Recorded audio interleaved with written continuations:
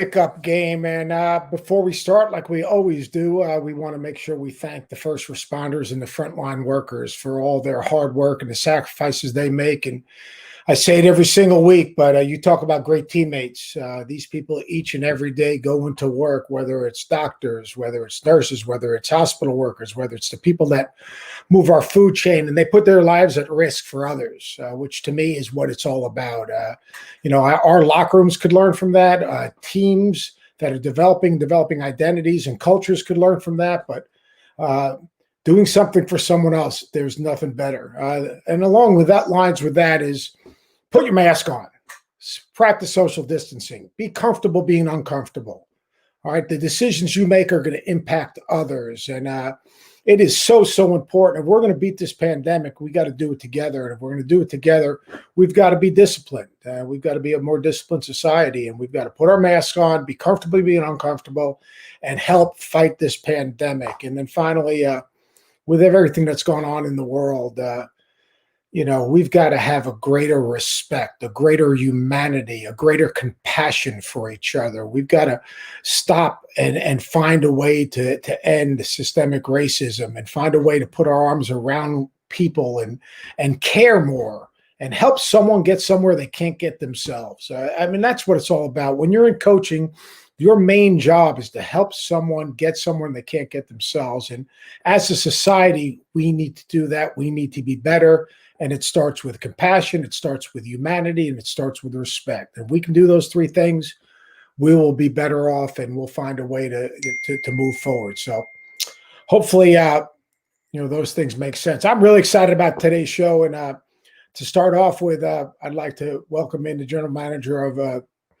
the Washington Wizards, and Tommy Sheppard, who's a longtime basketball guy. Like to me, I love basketball lifers. To me, that's what it's all about. And, to me, that's what I am, even though I've, obviously no longer in coaching. So Coach Sheppard, you are now living in a bubble. Now, I was on the bubble for 48 straight months as a coach. Unfortunately, I was on the wrong side of the bubble. You are on the right side of the bubble. So just in general, what is bubble life like in the NBA? Coach, it's the most abnormal world you'll ever be in. I think once we all got here and we were all able to kind of get the lay of the land and get back into our routines, it's actually quite normal. One thing I'll ask you, tell me this. When's the last time every player in the NBA drove the same car, ate the same food, lived in the same place, wore the same clothes? This goes back to when they were in 8th grade, the first camp they probably ever went to. But that's what we're experiencing right now. There's no difference between anybody. Every player is in a hotel room. Every player is on a bus. Every player is at the same practice place. So it's really neat. It's a great community. I think we all kind of police each other. We've had some great days and some days that you learn from. But by and large, Coach, this is the best place, probably the safest place possibly in the world because of the testing and all the levels of security that are here. But, man, when it comes down to basketball, you go out there and you watch – we played the Clippers, the Lakers in Denver, and you watch some of the greatest players in the NBA do what they do. It just reminds you how fortunate we are to be in the NBA. Since you've been in the bubble, take us through the time, right? So your practice facilities were opened up. Mm-hmm. All right. And you were basically one-on-one workouts with players. From that point to where you are to now, what's transpired? We left on 24 days ago. We've been here 24 days today. I journal every day, so I go back and read and see where we've been so I can kind of see where we're going. And where we've transitioned from was really we had those workouts because we needed to get the players a level of some sort of fitness, get shots up, and be with coaches. But really it was to start the testing. And we tested all the way through until we left on July 7th. And that was the big key. Once we got here, then we could start practice. The first time we were 5-on-5 was on the 9th here after we had a 2-day quarantine. And since then, it was a buildup. And every team had 3 scrimmages. And we throw it up tonight, 2 games tonight. And tomorrow, everybody else plays. And, we'll see what the product looks like. I think watching the scrimmages, I think a lot of teams really came here in great shape. There's a lot of players that unfortunately suffered from the virus, and so there's different levels of conditioning with some players. Some players are missing, but by and large, man, I tell you what, I think it's going to be a heck of a playoffs. I still argue a little bit. Obviously, they say, well, home court doesn't matter anymore, but once you see the atmosphere and they allow for fans and crowd noise for the home team, it's a little thing, but it's something. Oh, say that again now. So the home team gets the crowd noise. Yeah. Yeah, they'll be their fans. Their fans will sit behind both benches, and they'll be live. Like right now, you would be behind the Wizards bench, and you could yell at the players. You could yell at the refs. You could yell. They will eject you if you say something foul. But other than that, these will be fans watching on a Zoom call.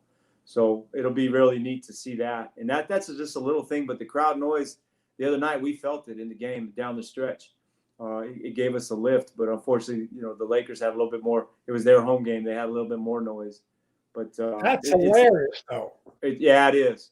It's a little surreal when you go in. I've been to games in Europe where the previous game fans rioted, so the next game they don't allow fans in. They let a scout in every now and again. You can watch a game, and having no fans whatsoever is kind of strange. But Coach, I compare this to it's like the European Championships. All the teams are at the same hotel. And I like an AAU tournament because everybody's kind of going to the same venues for practice, same venues for games. You see each other in the halls and stuff. Well, you talk about that. How is that dynamic? Because like there's always pockets. Like the NBA is an interesting thing because I mean there are always pockets of guys that kind of grew up or same Yep. kind of have a shared experience. But then I always say the NBA is a very exclusive club. Yes, it is. Right? It is not for everyone, and there's great competition and rivalries within it. So now you throw all these guys that are basically kind of getting treated the same together, all these egos. Everyone's a little bit on edge with the pandemic. Everyone's a little bit on edge away from their families. Has the temperature risen a little bit now that we're getting ready to play some games?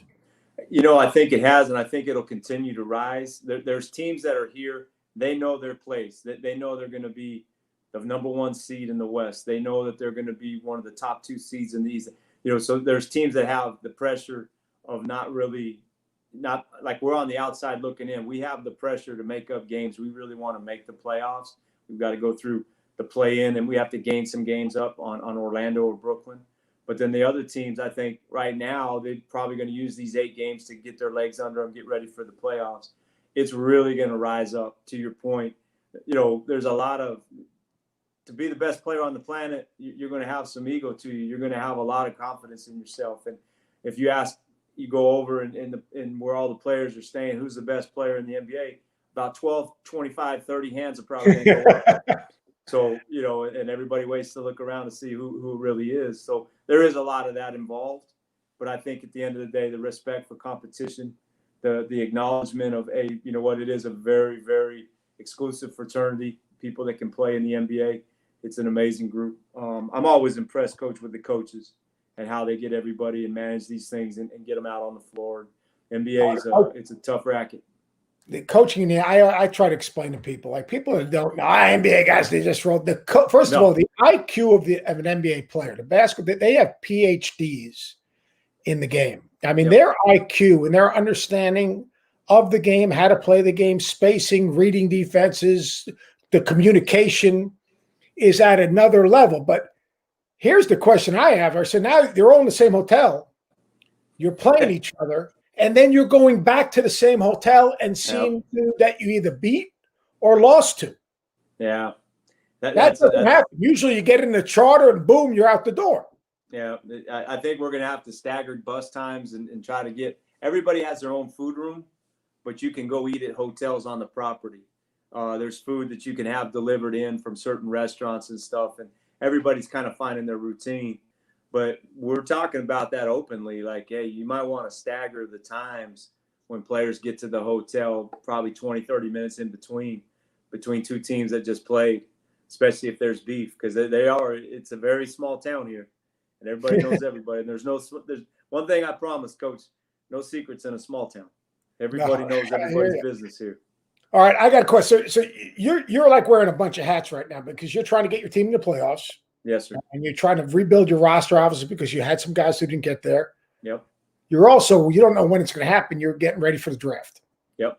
And free agents. So how do you prepare for a draft without – and I'm not big on the combine except for the interviews for you guys. You might find a guy here or there, but let's face it, if a guy plays in the combine, he's in the second 30. He's not in the first 30. No, exactly. And 4 years can't be replaced by one great day at the combine. You know, we have documented progress on you. But what we're doing, Coach, we've interviewed 67 players so far for the draft on Zoom.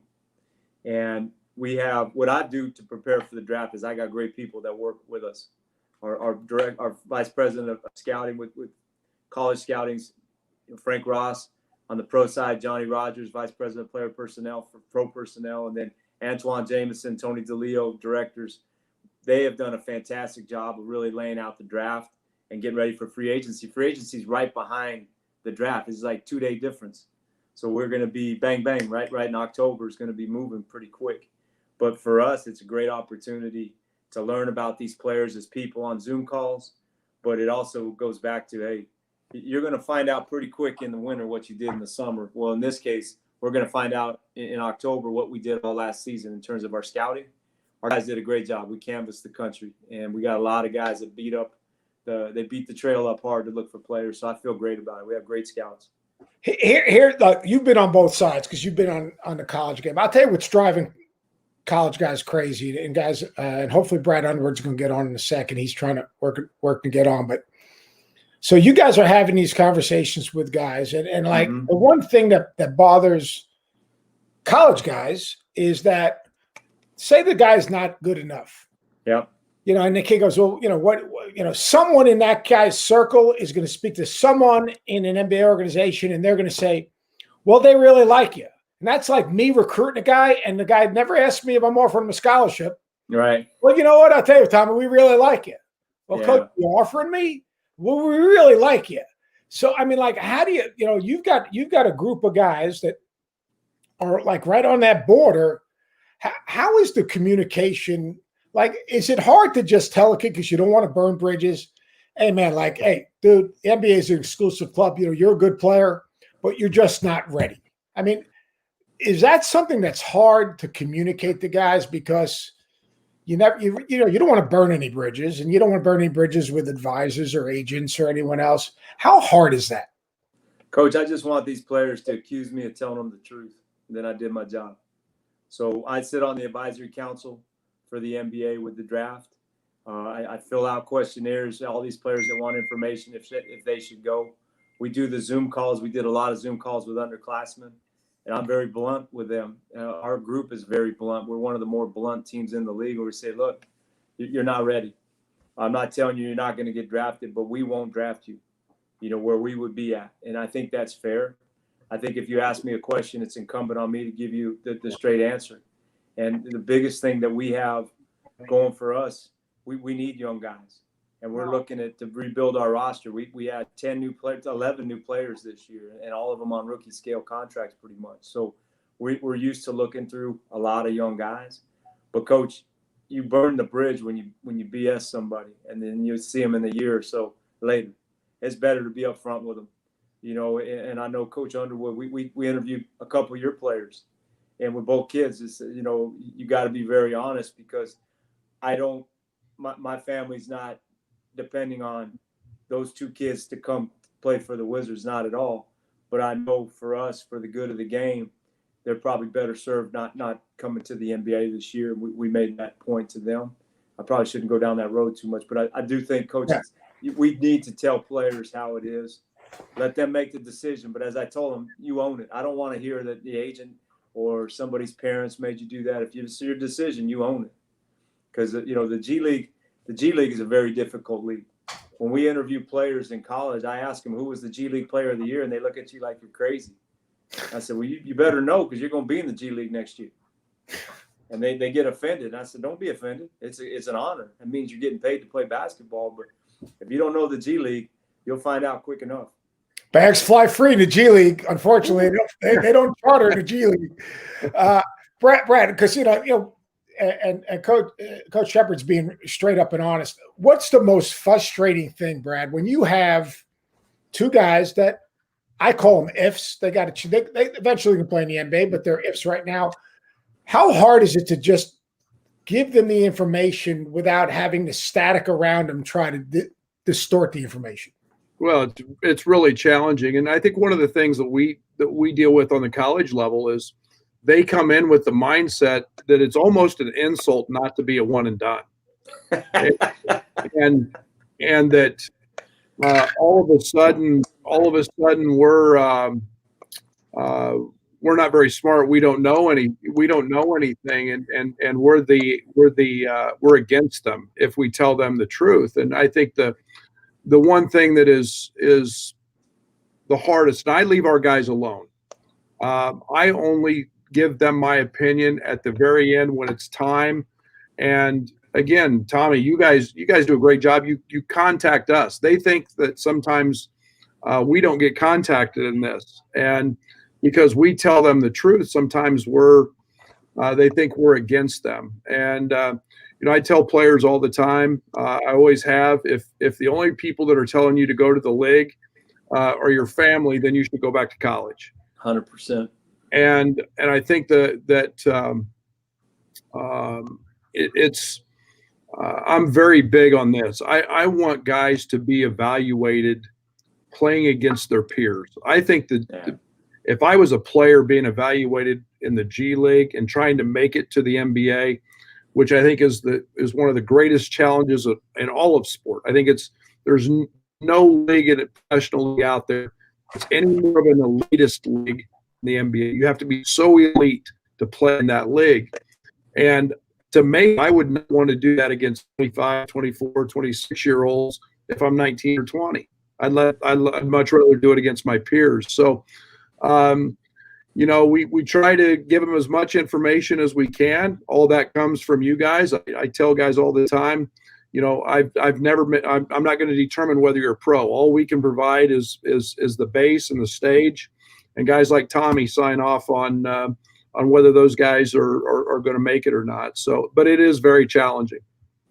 Yeah, I just can't imagine because, as you know, there's so much static around players today, and everyone has a guy.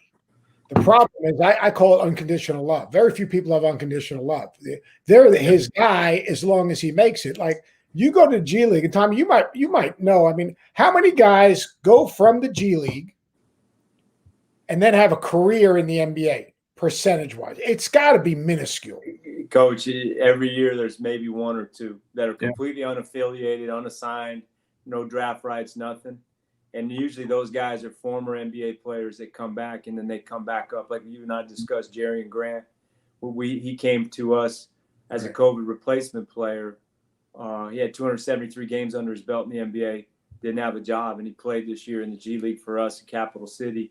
Didn't get a call-up, but now he is. He's with us. That's the kind of player that comes back, coming right out of college, go to the G League without any affiliation. There's maybe one or two a year. It's a really, really rough road, and usually those are the kids that you look back, and if there were guys that left early, you always ask the question, was it worth it? And so some players, they're always going to take it to their grave. Yes, it was absolutely worth it. To me, I just kind of look at it as one more year. You could have turned some heads and got into the first round. For me, I go back to this. If it's guaranteed money, then you can have something to point to that says this is a great reason for doing this.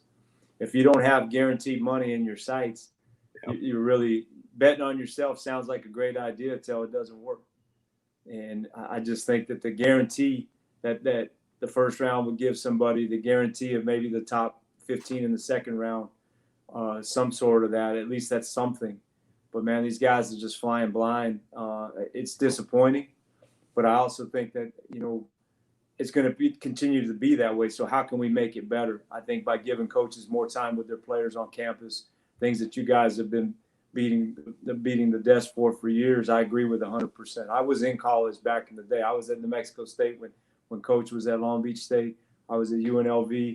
I know the situation in college is difficult to keep your players happy, but I also know we spend an inordinate amount of time in March listening to our players, how fondly they miss college basketball, how fondly they miss their coaches and their teammates from those times.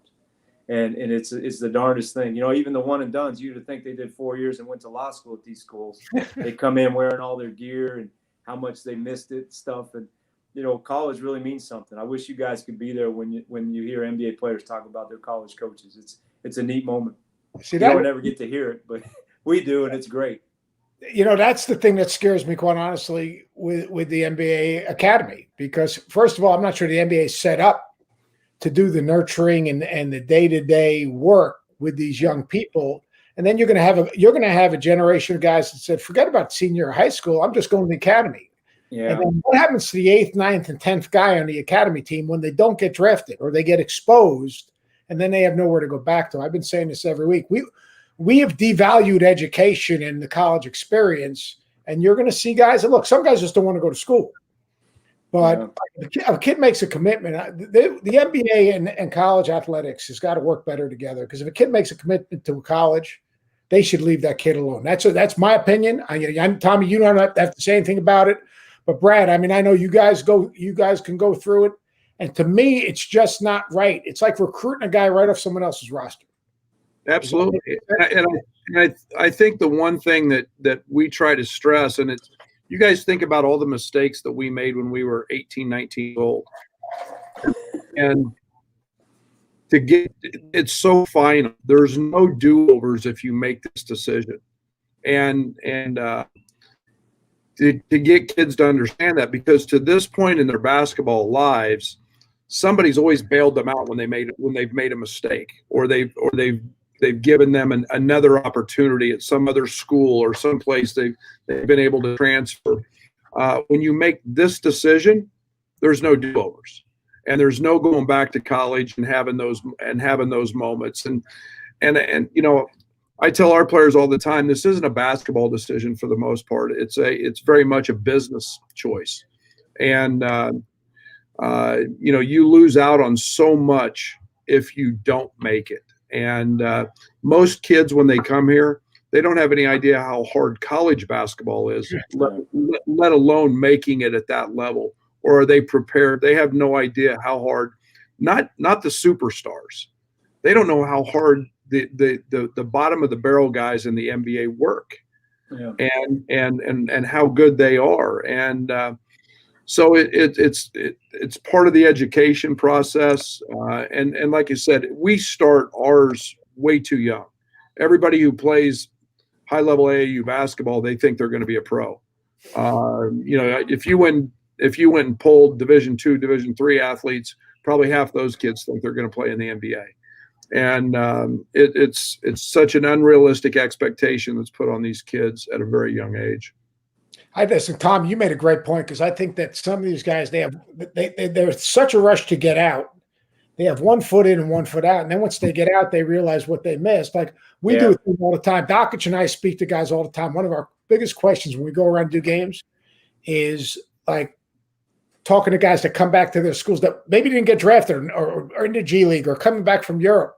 And every single one of those guys, when we ask him, so what do you miss? He goes, oh man, if I had to do it over again, greatest time of my life was playing college basketball. Now, obviously, guys that are making millions of dollars, that's one thing. But like those guys come back and it's after the fact they realized, man, that was a cool time of life. Yeah, it certainly. And I you know, again, you were touching on the NBA, the new program with the G League kids, and that's something we're going to have to wait to see what the results are. I think those 4 or 5 kids made a decision for themselves. They were identified for a long time as being, you know, top of their class and stuff. It remains to be seen how that works out. Hopefully, I think life is all about giving people options. School isn't for everybody, but be accountable if it doesn't work out. Don't point fingers and don't say this guy made me do this or that. You know, you're old enough to make that decision. We never asked for a passport. We never asked for a driver's license in the NBA. If you're going to cross that line, you're going to come over. You're no longer considered an 18 or 19-year-old. You're considered an NBA player, and we're going to treat you as such. But I do have high hopes.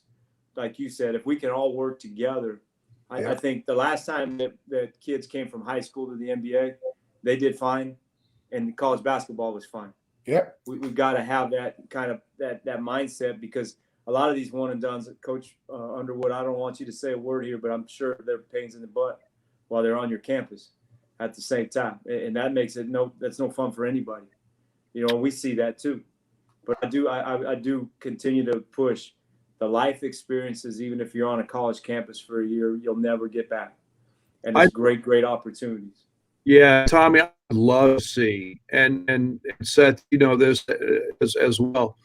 The guys that almost went out but stayed till their junior and senior year, the longevity they had in the NBA. There just seems like a different, and maybe it's not as high as I would think, you know. But I look at when I was at Oklahoma State, I look at Monte Morris and Frank Mason and Devontae Graham and Svi and Mikhailuk, and you know, guys that, you know, they could have gone because they're really good, but they stayed, and it seems like they have a tendency to make it. And maybe it's not that high in number, but that's something I'm going to have my people study here once we get back to a little more normal instead of abnormal, so that we can truly give our guys. I mean, I get it if you're Zion, or the freakish guys, I get it, but the more common player, to me, it just looks like there's a tremendous amount of success when guys get into their junior and senior year, and then have an ability to stay at your level. I couldn't agree more, Coach. And I would love to get a pickup game of some of the very top high school kids getting ready to go to college, and I would take a Brian Russell, and I'd take a Thomas Walkup, and I'd put them on that other team, and I would take that other team every time, because those are men. Those are guys that knew how to play. They had great coaching. Maybe you hadn't heard of them until they come and bust your ass. And then you're like, who's that guy? Well, that guy makes big money in Europe. That guy was a 13-year NBA pro player. You know, just because you hadn't heard of him don't mean he can't put it on you. And most of the guys that make it, honestly, in the NBA, sure, athleticism, talent, but they're coachable, and they're stars in the role. The NBA is probably about 94% of the NBA is role players. There's the superstars are very few. Yeah. And so we got to put teams together around very good players and put in role players around them, and everybody has to accept that. And the teams that are successful, their players are very special because they accept each other and they respect each other. And then it's the coach that has to put it all together. And I am always an optimist. I really believe in the basketball gods will all get together and keep pushing the game forward. But what I don't like to see is when people are pointing fingers at each other saying it's their fault or it's their fault. Yeah. We're too many smart people in this business. We can figure this out together. But what I don't like is when there's a meeting in a room of all the minds, quote unquote, and making these decisions, and there's not a lot of diversity in the room. There's not a lot of people who can speak from different experiences. If it's the same 4 or 5 voices, you're going to get the same decisions over and over. But I do think the game is continuing to be so incredibly popular around the world. There's 89 players here that are international players out of the 22 teams. You know, so that tells you something. They're coming from all around the world to the NBA. It's the best league in the world. And they're displacing some of the college kids that used to get here. Yeah. So how are you guys get your players ready? I still don't think it's okay for every player to assume when they come to college they're going to make it to the NBA. I think you go to college, you say, hey, I'm going to have 4 great years, get a degree, and have relationships for the rest of my life. That seems like a normal path, and I can only be in your shoes and shake my head like a kid come in and say, hey, I'm going right to the league. And you're like, what league exactly are you talking about? No, it's fact. We'll pull our kids when they get here in August, and every one of them, because they play in the Big Ten, they think it's, hey, I'm going to be an NBA player. And, and for that matter, you guys we were talking about the G League. I wish our guys knew what the G League was. We try to tell them. I wish we could take them to a G League game, because we play in front of 15,000 every single night in our league. Yes, sir. And we charter and we do all of it. I was a junior college coach for 7 years. I remember what that stuff's like, and these guys don't know that. and they don't know that it's challenging, yet it's elite basketball. And they think it's okay to be to do that. I just think that's the hardest way to make it ever. If you've got college eligibility left, to try to make it against more mature guys who have either been there or been to Europe. But anyway. Hey, the last thing I would say when we're doing these Zoom calls with these players, I always tell these kids, hey, do not hold your school hostage. Your school is going to be fine without you. Trust me. Like they say graveyards are full of irreplaceable men. Don't think your coach is sitting there waiting for you. You owe it to your school to make a decision and make sure that they're in the loop the whole way. And I said, we're going to be watching how you handle that. Because if you crap on your school on the way out the door, that tells us a lot about your character. And that's kind of the last message I leave these kids with. I saw a lot of kids this week are pulling their name out. Yeah, that's a great point, because and the other thing is, like, the guys that go to Europe and come back, like, those guys realize when they go to Europe that, like, either they buy into their role and become winning players, or they get sent home and go home and don't get paid. Yep. And there's players guys haven't heard of. You go over there, like Kevin Pangos right now. He's one of the more in-demand point guards. He had a tough year last year in Barcelona. Just signed over and got a new contract elsewhere. Like, those kids, maybe you haven't heard of them or you don't remember them so well, but they're making 6-7 figures playing basketball in Europe, and very few guys can actually pull that off. My guy Delaney's made a ton of money over there. What a great kid too. I mean, a lot of your Virginia Jarrell Eddy. I was just with Igor this morning. Ricosa is going to be his head coach in Fenerbahce. And, a lot of your players are making tons of money in Europe. And they always that he makes a buck at that, dude. All right, hey, let me ask you this. You had a guy, you had a team, Brad, that played in the TBT. Yeah. Tommy and I were talking about this before you got on. Loved it. A guy like Andres Feliz, like, do you guys scout? I'm sure you guys had to scout that stuff a little bit. Like, a guy like that, does that guy all of a sudden now just playing on that stage in that type of system, is that something that helps him? Does it make a guy like that more valuable? Because I told my brother in Israel, I said, you got to go check this dude out. You want a hard playing dude? I said, this dude will play hard and he'll play any position you want. I mean, like, what did the TBT mean to the NBA guys, just getting a chance to see some of those guys in a different environment? I think, first of all, it came around at the perfect time because there wasn't a lot on. So all eyes were on that. We were here in quarantine. We were having practice, so we watched almost every single game live. And there were several players that stood out to us, and several guys. We look at guys as exhibit 10s, right, for the G League, where we can give them a partial salary plus their G League salary, and maybe that comes out to about $100,000. Then there's guys that are two ways, and we can guarantee them some days with the Wizards at scale, and then the G League salary on top of that, so they can clear some good money. And there's several players I thought that acquitted themselves very well that could be end of the bench, two-way rotation in the G League type of players, and those are hard to come by.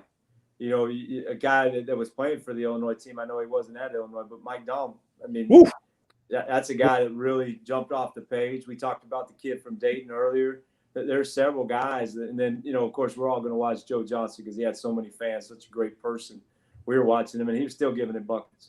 There was several. We've had, like, Jamil Wilson played Summer League for us a couple different times. We had several players that have played Summer League for us, and they're all, this just keeps them on the radar for NBA teams, especially as you're filling out your roster, training camp and stuff. We're also trying to look. We want to finish this season, have great playoffs, but we got to think about what next year is going to look like, and the available jobs around the world may be shrinking. There's a lot of teams that may not be able to play next year in Europe. We don't, I think the one challenge for colleges right now is how you're communicating with your recruits about how you're going to play next year, when you're going to play. We're having the same issue with our G League. We're having the same issue with our players. Yes, Seth. That's a pain right there, Coach. Yeah, it's amazing because as Tommy said, everybody watched it. We've had multiple calls from NBA teams about Feliz. I mean, he was the second leading rebounder in the event, and he was a 6'2" point guard. When we signed him, they compared him a little bit to the kid at from Wichita State that plays with Toronto, and he's just a pit bull, and all he does, all Dre does is win, and he'll do whatever it takes to win, and he's got that mentality, and he's so talented. He's not an elite athlete, but he figured it out, and whether it's on a G League team or whether it's in Europe, he's going to be a kid because of his character. He's one of the best kids I've ever been around. I mean, as soon as the TBT was over, he went and went to Dominican and handed out food for the homeless, and he's an unbelievable human being. So he'll make it for a long time because of how good a teammate he is, and he is a tough as heck player. I know so my brother. You put that resume next to somebody that has the same talent but didn't do those things. You're always going to take Andre first because they do the little extra. Yeah, and he's done it on the world stage before with Dominican national team and in the World Games, and so he's a very, very mature young man. Yeah. Well, I hyped him up to my brother. He's about to sign a contract in Israel, so I think he's going to be getting a phone call. I don't know if he's interested in Israel, but it's actually a decent team, which is rare. Tommy, what if you were advising Brad with what's going on and what you learned from getting the guys back in training to the facility to getting to the point of playing games, knowing the college game as well, what would you think? What kind of recommendations would you make to college basketball as we try to get back to potentially having a season or having competitive practices? I try to stay in my lane, but in terms of getting the science and the medical people behind this to really stress the players the responsibility they have as a teammate, as a person, that if you want to make this thing work, everybody's going to have to take ownership of it. Bigger picture than what happened at the TBT, but I thought the TBT, to be as successful as it was with no positive tests down the stretch like that was people holding each other accountable. And you've got to grab these players and say, look, I know it's tempting to go out to the beaches and the parties and do all that, but if you want to be a student athlete here and really have a successful season, and we're going to get through this, everybody has to take it serious. You've got to do the little things right now, and that's I'm sure you guys have testing available, but it's all the other things: wearing the mask, being vigilant, all the things that they tell you to do every single day. It's because they work. And most people think, well, I'll do it for a couple of days, or I'll do it when I remember, and then that shows it doesn't work and everything dissolves. So my best advice really is to lean on the people that have the medical knowledge, but really to tell your players, look, you're men now. We're going to have to treat you like men. We're going to have to trust that you're going to hold yourself accountable. And then on top of that, you're still going to have to check and have a lot of luck. We always say, Coach, stay positive, test negative. That's my big thing. The hardest good one right there. Brad, what are you guys doing? I'm back on campus, just one-on-one workouts, right? Have you done any competitive yet? No, we've done no 5-on-5 to this point. Everything's small groups. We have had positive tests. Contact tracing has been as it has on every college campus. Weekly, we have Big Ten coaches meetings, and I think everybody's had issues with contact tracing. It's going to be an issue because we can't form the bubble like the TBT and the NBA have been able to. We're getting ready to welcome 50,000 students back, and that's the challenge. We've got the cleanest facility in the United States. Our guys are great in here, and I think they're learning. I think this summer has been a great opportunity for us to learn, one, what quarantine is like, because they found out it's 14 days is a long time, and it's not fun. And but there are certain responsibilities, and we've when this hit in the spring, we talked about winning the weight and making sure we were making sure we were doing what we were supposed to do. Now we talk about being the last team standing. The team who does this the best will have a chance, and it is accountability, and we're putting tremendous pressure from a leadership standpoint on our players. And, it's such a different experience. We've got 4 freshmen here, and this isn't the Illinois that they were recruited to, and it is going to be different. So helping those guys through it, we understand it's going to be challenging, and we'll see how it plays out. But we test a lot. We test twice a week, and so far that's been great. And we understand there's going to be some hiccups, and we'll have to work our way through that. Coach, I think one of the most successful things we did. I'm sorry, Seth, but when we started back March 12th, right? That's when the NBA said we're going to shut down. We went right away, and I'm sure you guys did the same, but the Zoom calls brought our guys together. We had 68 workouts till we got back in the gym on Zoom. And we had the lowest number was 51 by one of our players. Like everybody else was in the 60s. Like they went from being kind of dreadful to all of a sudden, like that was something to look forward to every day. But the ball handling, it doesn't have to be perfect. But we found you get a lot of activity going. It tells you how dumb we are in the NBA. We were really worried about the condition of these players. And you remember, these are world-class athletes. If they kept at it cardio-wise, you still have to be in basketball shape. And there's no question, nothing replaces 5-on-5. But, if you want to make fun of Zoom calls, they don't think they matter. That saved our butt. That had a great level of a great layer of conditioning that was done.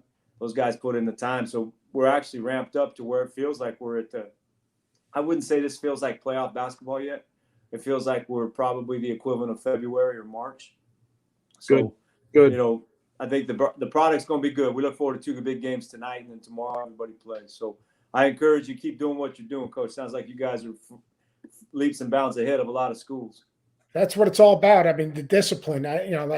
Guys are going to have to be great leaders and be disciplined. You're going to find teams that have good cultures and bad cultures by the discipline of their players. Yeah, absolutely. And the choices that they make. Now, hey, I appreciate you guys doing this, Tommy. Basically, what you guys are in, this is Augusta right now, but the NBA is in Augusta. This is the Peach Jam. Yeah. All right, guys are all in the Marriott. The crossing plays. Certain guys will get along. All hell's going to break loose at some point because guys are going to be pissed off about something happening in the game or a cheap shot or something. But I'll tell you, the great thing is we're going to get to turn the TV on tonight and watch ball.